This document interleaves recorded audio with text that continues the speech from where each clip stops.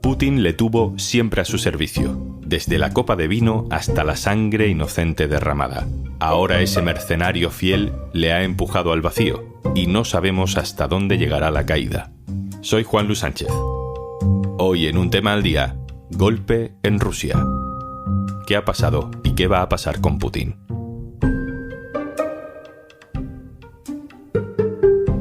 Una cosa antes de empezar. Hola, soy Juanjo de Podimo. Cómo me gusta venir por aquí a recomendarte cositas. Pero oye, que si por lo que sea no me quieres escuchar a mí, en Podimo puedes escuchar Un Tema al Día sin interrupciones. Entra en podimo.es/al día, que ahí tienes 60 días gratis. Julio de 2006. El hombre más poderoso del mundo, George Walker Bush, llega en un pequeño coche eléctrico a los pies de un gran palacio en San Petersburgo. Ahí le recibe sonriente Vladimir Putin. Se dan golpes en los hombros, en la espalda. La risa de Bush es inconfundible.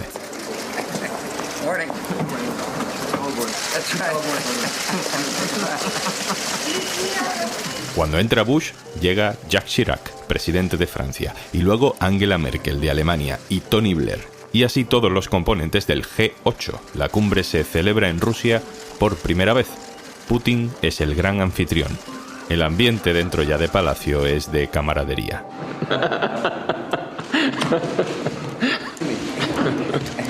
Esa noche hubo cena de bienvenida.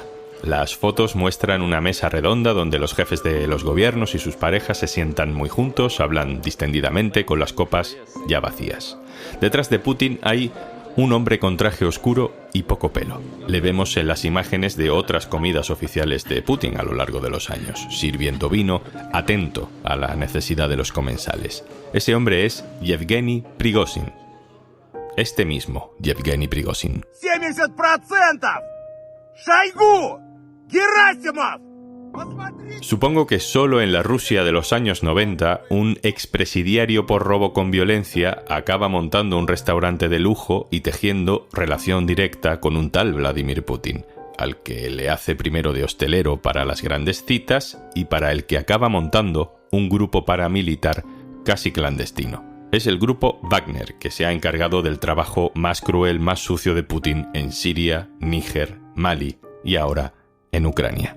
Este viernes, casi 20 años después de aquella cena de gala del G8, ese mismo empresario, que siempre guardaba la espalda de Putin, declaraba la guerra al ejército ruso y dirigía sus tanques hacia Moscú. María Ramírez, hola. Muy buenas, Juanlu. Vaya lío, ¿no?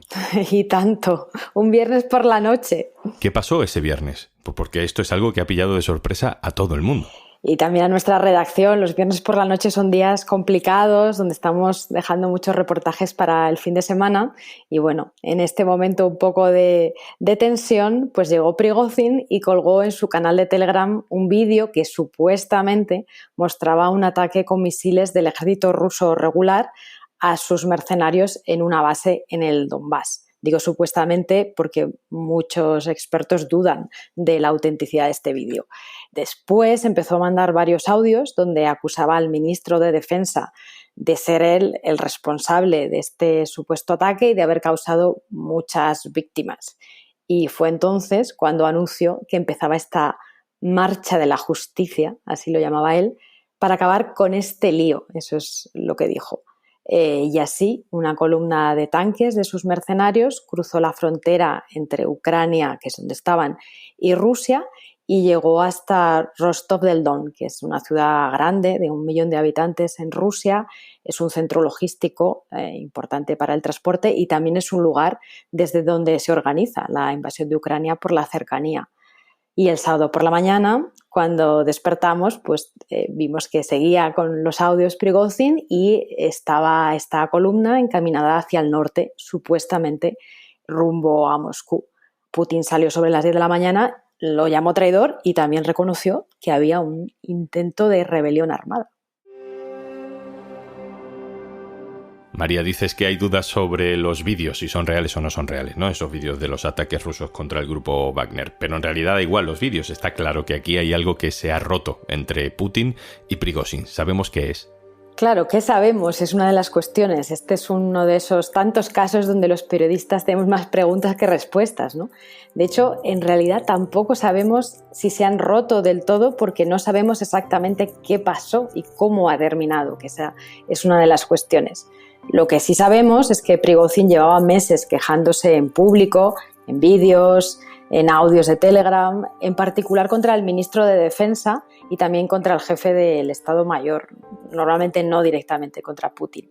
A menudo reconocía que la invasión no iba tan bien, como decía el Kremlin, que había muchos más muertos del lado ruso, se quejaba de que no tenía suficiente munición.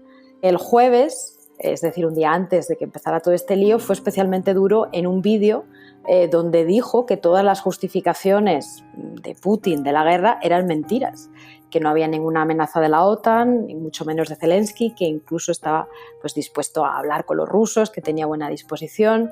O sea que realmente, por lo menos lo que veíamos en público es que la tensión aumentaba y mucho en los últimos meses. Con ese perfil militar y con ese perfil político que también nos dibujas, ¿tú crees que realmente Prigozhin tenía capacidad real para derrocar a Putin durante este fin de semana?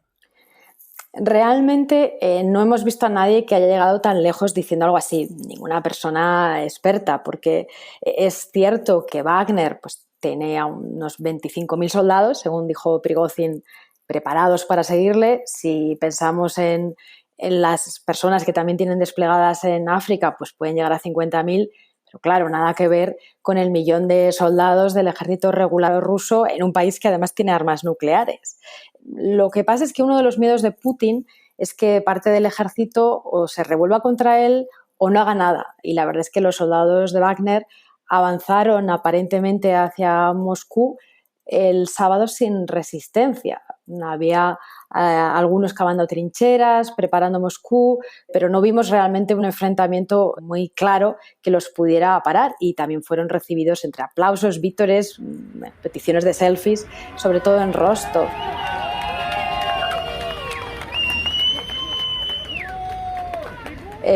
Más que el miedo a Wagner, lo que puede tener Putin es miedo al descontento con la guerra, el descontento con el establishment de la población, y esa sí que es una amenaza de fondo para Putin. Parece que no tiene el apoyo de la población que dice tener, pues parte del establishment ya estaba haciendo las maletas llevando a su familia a Turquía o a otros lugares fuera de Rusia. Y bueno, y es raro que al final el apoyo haya sido Lukashenko, que al final es como el dictador junior que tiene ahí Putin, pero de un país mucho más debilucho que Rusia. Hablas de Lukashenko, presidente de Bielorrusia, que es otro personaje en esta historia, porque Prigozhin, cuando ya está cerca de Moscú, ordena parar los tanques, dar media vuelta, y él en teoría se ha refugiado en Bielorrusia, que es país aliado de Putin. ¿Por qué se da la vuelta, María? ¿Qué sabemos de eso? ¿Qué le ofrecen a cambio? Tenemos más preguntas que respuestas, desde luego, en esto. Es casi imposible ahora mismo a este punto saber cómo ha sido la negociación, porque al final estamos hablando de dos regímenes autoritarios, Rusia y Bielorrusia, no transparentes, y no tenemos información suficiente para saber qué ha pasado ni ahora mismo dónde está exactamente Prigozhin. Llegó supuestamente, por la información que daba Wagner, a unos 300-400 kilómetros de Moscú. Se dio la vuelta, él dijo, para no derramar sangre, pero parece que hasta ahora no había sido una preocupación, con lo cual creemos que desde luego hay algo más. Ni siquiera está muy claro si el trato incluye que Prigozhin esté fuera de toda acusación penal en Rusia. Hay informaciones contradictorias sobre esto. Probablemente tendremos que enterarnos cuando haya pasado. María Ramírez, corresponsal internacional del diario.es. Muchas gracias, un abrazo. A ti. Quiero que introduzcamos también el análisis del codirector del Orden Mundial, Blas Moreno. Hola. ¿Qué tal, Juanlu? Después de todo lo que hemos visto durante el fin de semana, de lo que nos acaba de resumir María, ¿tú crees que Putin puede permitirse, más allá de si lo hace con la justicia ordinaria o por envenenamiento, pero tú crees que va a permitir que Prigozhin sobreviva? Pues Putin valora sobre todo la lealtad, y por eso la gente que lleva con él de toda la vida tiene cargos importantes o es muy rico en Rusia. Y también lo que hace es que castiga la traición más que nada en el mundo, es lo que menos le gusta. Entonces lo lógico para Putin sería que quisiera vengarse de Prigozhin por el desafío que le ha hecho, ¿no? Tan evidente. Y yo no lo descartaría, sinceramente, que Prigozhin cualquier día de estos aparezca envenenado en una bañera o se caiga de una ventana. También se ve una forma de Putin de reivindicar su fuerza y decir: quien me desafía recibe un castigo.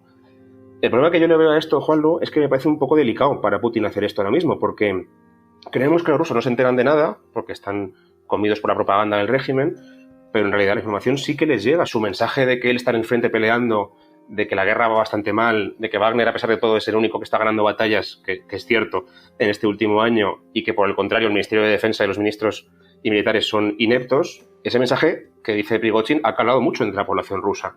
Y ya hemos visto imágenes de cómo la gente le aplaudía en Rostov, se hacían selfies con él. O sea, que ya no solamente es un mercenario a sueldo, yo creo que ya es un personaje con capital político. Y en ese sentido, si ahora, después de lo que ha hecho, primero le perdonas oficialmente, pero luego te lo cargas, creo que, en primer lugar, no soluciona el problema de fondo al que él apuntaba, que es a que la guerra va mal, es que además también corres el riesgo de crear un mártir, una causa política mayor en contra de ti. Decías antes que la gente en Rusia no está tan desconectada de lo que pasa como algunas veces nos parece desde fuera, ¿no? De hecho, en la prensa del lunes en Rusia hemos encontrado bastantes críticas al Kremlin por esta crisis. Blas, ¿tú crees que está en peligro la presidencia de Vladimir Putin? Sin ninguna duda. Yo creo que es la mayor amenaza a su mandato desde que llegó al poder hace ya más de 20 años. Y te diría más, Juanlu, yo creo que el fin del mandato de Putin empezó el día en que decidió invadir Ucrania, hace ya 1 año y medio, y que ahora de verdad ha empezado a andar. No quiero decir con esto que vaya a acabarse en pocos días o ni siquiera en pocos meses, puede que aún dure años, pero sí que hemos sembrado ya la semilla y está germinando para que el régimen de Putin esté herido de muerte y caiga antes o después. ¿Por qué?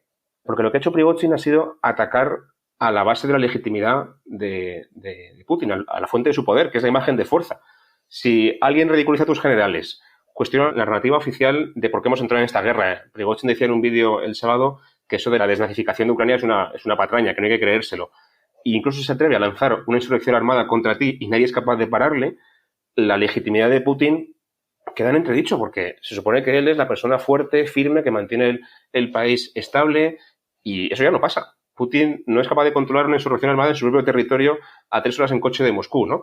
Entonces, esto es un problema para él, porque esta debilidad la ha visto todo el mundo, países aliados y enemigos se han dado cuenta de que esto es un problema para Putin, lo ha visto la población rusa, como decíamos antes, y también lo ha visto sobre todo la élite, que es lo más importante. La élite en Rusia mantiene su lealtad a Putin porque cree que es la persona que puede garantizarles mejor su seguridad personal y su dinero. Eso es lo que les importa.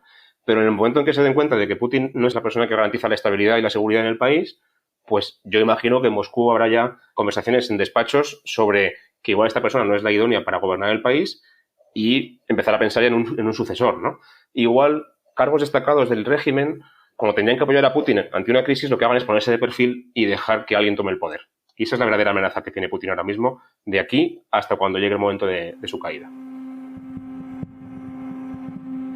Me acuerdo de uno de los primeros capítulos que hicimos en este podcast cuando empezó la guerra, que me decías, Blas, que ojo, porque que caiga Putin no significa que el que venga después vaya a ser mejor. ¿Una Rusia donde Prigozhin tenga más poder es una Rusia más peligrosa para Occidente o para los derechos humanos? Yo creo que sí. Primero porque Prigozhin es alguien más radical, más nacionalista que Putin, eso es un problema. Pero yo diría que el problema principal no sería que llegara un Prigozhin al poder, sino que no hubiera nadie en el poder. Y esa es la principal amenaza que veíamos todos en Occidente este fin de semana, por ejemplo, en las cancillerías de Europa o en la OTAN. Nos preocupa mucho más que en Rusia haya una guerra civil, por ejemplo, que no esté claro quién manda, que no esté claro, por ejemplo, quién tiene el control de las armas nucleares, que son muchísimas en Rusia, porque eso lo que generaría sería una inestabilidad enorme en un país muy influyente, muy poderoso, y que podría poner en peligro potencialmente a todo el resto del mundo, ¿no?